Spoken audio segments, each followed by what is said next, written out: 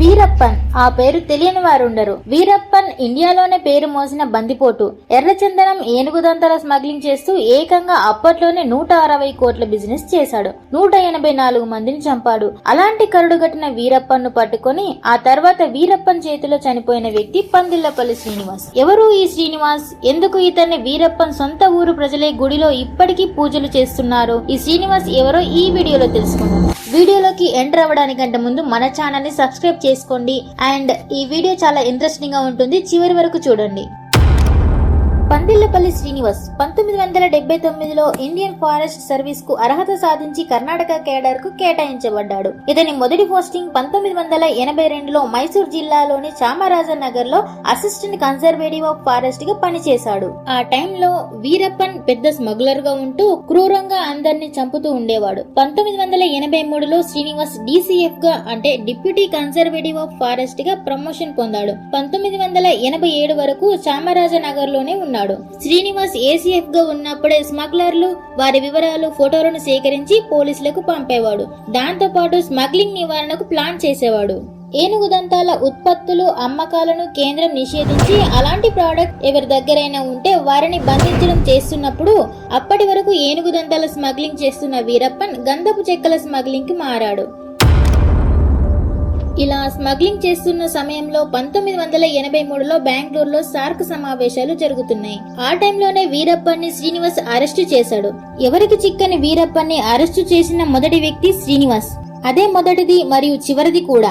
వీరప్పన్ ని అరెస్టు చేసిన తర్వాత విచారణ కోసమని చామరాజనగర్ డివిజన్ లోని బూడిదపాడగ ఫారెస్ట్ రెస్ట్ హౌస్ కి తీసుకువచ్చారు. శ్రీనివాస్ వీరప్పన్ దగ్గర ఉన్న సమాచారాన్ని సేకరించి ముఠా సభ్యులపైన అనేక సార్లు దాడి నిర్వహించాడు. ఇలా శ్రీనివాస్ బయటకు వెళ్లినప్పుడు వీరప్పన్ ఫారెస్ట్ రెస్ట్ హౌస్ నుండి తప్పించుకున్నాడు.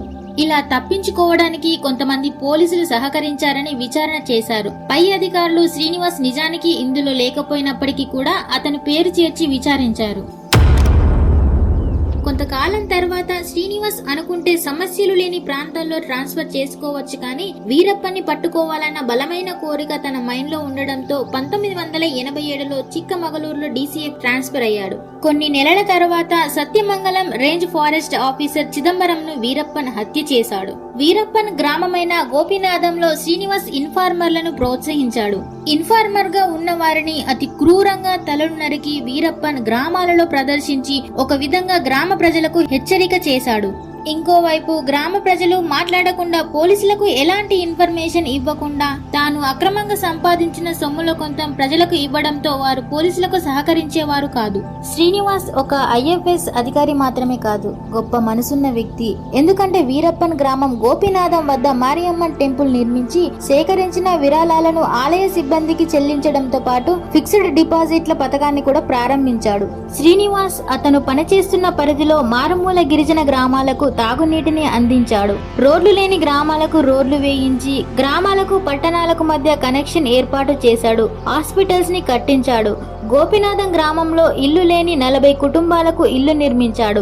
శ్రీనివాస్ తన సొంత జీతంతో ఇదంతా చేశాడు. డబ్బు సరిపోనప్పటికీ తన ఫ్రెండ్స్, రిలేటివ్స్ దగ్గర అప్పుగా తీసుకొని అక్కడ ప్రజలకు ఎలాంటి లోటు లేకుండా గ్రామాలను అభివృద్ధి చేశాడు. గ్రామస్తులు సేకరించిన చిన్నపాటి అడవి ఉత్పత్తులను వారు అమ్ముకునేందుకు సహకార సంఘాలను ఏర్పాటు చేశాడు. ఇలా గ్రామాలలో వీరప్పన్ కు అనుచరులుగా ఉన్న పెద్ద పెద్ద ముఠా సభ్యులు కూడా శ్రీనివాస్ తీసుకొచ్చిన గ్రామ మార్పులతో శ్రీనివాస్ వెంట ఉంటూ ఫారెస్ట్ ను కాపాడుకునే పనిలో భాగస్వాములుగా మారారు. దీంతో వీరప్పన్ స్మగ్లింగ్ కార్యకలాపాలు నిలిచిపోయాయి. శ్రీనివాస్ ఆలోచన కూడా అదే. ప్రజలకు కావలసిన అవసరాలను తీరుస్తూ వారి అభివృద్ధికి పాటుపడితే ఎంతటి వారైనా సమాజం కోసం, ముఖ్యంగా గ్రామ ప్రజల కోసం అసాంఘిక కార్యకలాపాలు నిలిపివేస్తారని దృఢంగా నమ్మేవాడు. వీరప్పన్ గ్యాంగ్ 40 మంది నుండి 8 మందికి తగ్గింది. లొంగిపోయిన వారిలో వీరప్పన్ సోదరుడు అర్జున్ కూడా ఉన్నాడు. లొంగిపోయిన అర్జున్ కి బెయిల్ తెప్పించడానికి శ్రీనివాస్ సొంతంగా న్యాయవాదులను నిమగ్నం చేసి విడుదల చేశారు. ఇలా ఎంతో మంది శ్రీనివాస్ చేసిన మంచి పనుల వల్ల వారి జీవనోపాధిని పెంచుకున్నారు. స్మగ్లింగ్స్ మానేశారు. 1991 జూలైలో శ్రీనివాస్ పదవి కాలం ముగిసింది. శ్రీనివాస్ జీతం ఆగడంతో పాటు అప్పటి వరకు ఉన్న భద్రత కూడా తగ్గింది. శ్రీనివాస్ కు 1991 నవంబర్ 9న MM హిల్స్ నుండి ఒక వైర్లెస్ మెసేజ్ వచ్చింది. దాంట్లో ఏముందంటే, ఎటువంటి ఆయుధాలు లేని వీరప్పన్ని కలుసుకుంటే వీరప్పన్ లొంగిపోతాడని ఉంది. ఎంతో ధైర్యవంతుడైన శ్రీనివాస్ అదే రాత్రి ఒంటరిగా బయలుదేరాడు. పరారీలో ఉన్న అర్జున్ని వీరప్పన్ మామ ఇంట్లో కలుసుకొని అక్కడే బస చేసి ఉదయం వీరప్పన్ని కలుసుకోవడానికి బయలుదేరాడు. చివరిగా అక్కడికి వెళ్లడానికంటే ముందు శ్రీనివాస్ ఈ విధంగా అన్నాడు, నేను మంచిని కోరుకుంటున్నాను, దీనికోసం దేవుడు నాకు సహాయం చేస్తాడని అన్నాడు. 1991 నవంబర్ 10న శ్రీనివాస్ గోపినాథం గ్రామంకు 6 కిలోమీటర్ల దూరంలో ఉండగా వాగు దాటుతున్న సమయంలో వెనుక నుండి కాల్చి చంపబడ్డాడు. అలా చనిపోయిన శ్రీనివాస్ బాడీ నుండి తల వేరు చేసి శరీరాన్ని కాల్చాడు. తలను వీరప్పన్ తనతో పాటే తీసుకెళ్లాడు. అలా శాంతి స్థాపనకే వీరమరణం పొందిన శ్రీనివాస్ ను గోపినాథం వాసులు ఇప్పటికీ పూజిస్తున్నారు. రాష్ట్ర ప్రభుత్వం శ్రీనివాస్ ఫ్యామిలీకి 10 లక్షల రివార్డుతో పాటు శౌర్య పురస్కారానికి రాష్ట్రపతికి సిఫార్సు చేశారు. 1992 జనవరి 26న శ్రీనివాస్ తల్లి రాష్ట్రపతి చేతుల మీదుగా శౌర్య పురస్కారాన్ని అందుకున్నారు. శ్రీనివాస్ ఒక గవర్నమెంట్ ఎంప్లాయీ మాత్రమే కాదు, గొప్ప మానవతావాది, సంఘ సంస్కర్త. ఇలాంటి గొప్ప వ్యక్తి శ్రీనివాస్ మన తెలుగువాడు కావడం గర్వకారణం.